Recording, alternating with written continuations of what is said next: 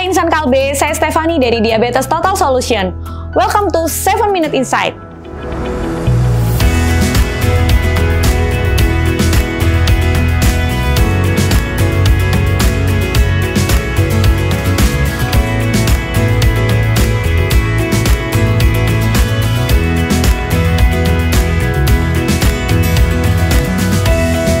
Pada bulan Oktober, kita telah mendapatkan insight terkait dengan breast cancer. Kali ini saya juga akan membawakan topik yang tidak kalah penting, yaitu diabetes yang dikenal sebagai the mother of the disease. Siapa sih yang memiliki tingkat resiko lebih tinggi untuk terkena penyakit diabetes? Yaitu wanita. Data dari Riskesdes menunjukkan bahwa angka kejadian penyakit diabetes pada wanita setiap tahunnya selalu meningkat, khususnya pada wanita yang sudah pernah hamil, di mana resiko resistensi insulin itu lebih tinggi pada wanita yang pernah hamil. Gejala dan tanda-tanda umum yang terjadi pada diabetes sebenarnya tidak ada yang spesifik, jadi kita mungkin bisa jumpai di kehidupan kita sehari-hari, namun dengan frekuensi yang jauh lebih sering. Misalnya, seseorang menjadi lebih sering buang air kecil di malam hari.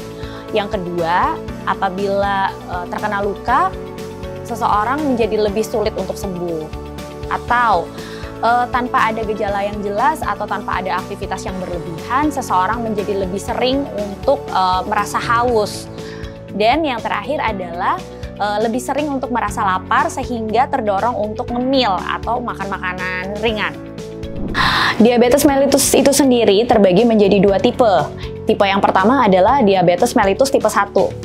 Nah, ini juga sangat khas karena pada umumnya kita akan temui pada usia 4-14 tahun atau sejak masih anak-anak. Dan faktor resikonya adalah jika memiliki orang tua yang juga menderita penyakit diabetes, atau mungkin memiliki penyakit autoimun, atau mungkin memiliki cedera di pankreasnya. Diabetes mellitus tipe yang kedua lebih sering terjadi pada orang yang berusia di atas 45 tahun. Meskipun demikian, kita sebagai insan kalbe, walaupun masih umurnya di bawah 45 tahun juga harus lebih waspada. Karena kita mungkin juga memiliki faktor resiko untuk terkena penyakit diabetes.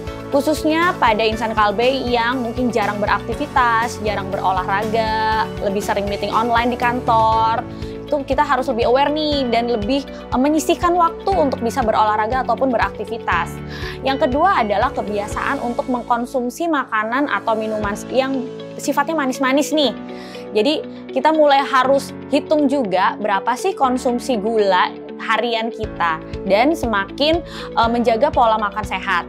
Dan yang ketiga adalah jika insan kalbe memiliki keluarga yang terkena penyakit diabetes, maka itu adalah salah satu faktor resiko yang menyebabkan seseorang terkena penyakit diabetes mellitus tipe yang kedua. Apabila seseorang telah terdiagnosis diabetes, apa sih yang harus kita lakukan? Sebagai seorang diabetesi, kita harus tetap menjaga aktivitas fisik dan rutin berolahraga ringan. Kemudian yang kedua adalah mengatur pola makan dan pola hidup yang sehat. Dan yang terakhir, kita harus tetap rutin untuk minum obat sesuai dengan petunjuk dari dokter. Dan saat ini telah hadir aplikasi pendamping digital yang dinamakan Klik Diabetes. Klik Diabetes merupakan aplikasi pendamping digital yang akan membantu mempermudah diabetesi dalam menjalankan terapinya. Saat ini sudah tersedia 6 fitur utama, yaitu catatan kesehatan untuk merekam gula darah harian dan aktivitas harian, diet dan nutrisi untuk membantu menjaga asupan kalori, pengingat obat untuk membantu penggunaan obat secara rutin, seputar diabetes berupa informasi menarik dan terkini bagi diabetesi. Dan saat ini diabetesi juga dapat langsung berkonsultasi dengan dokter dan membeli berbagai kebutuhan kesehatan melalui fitur Tanya Dokter dan Belanja Sehat yang telah terintegrasi secara langsung dengan Klik Dokter. Sebenarnya penyakit diabetes mellitus tidak dapat disembuhkan secara total.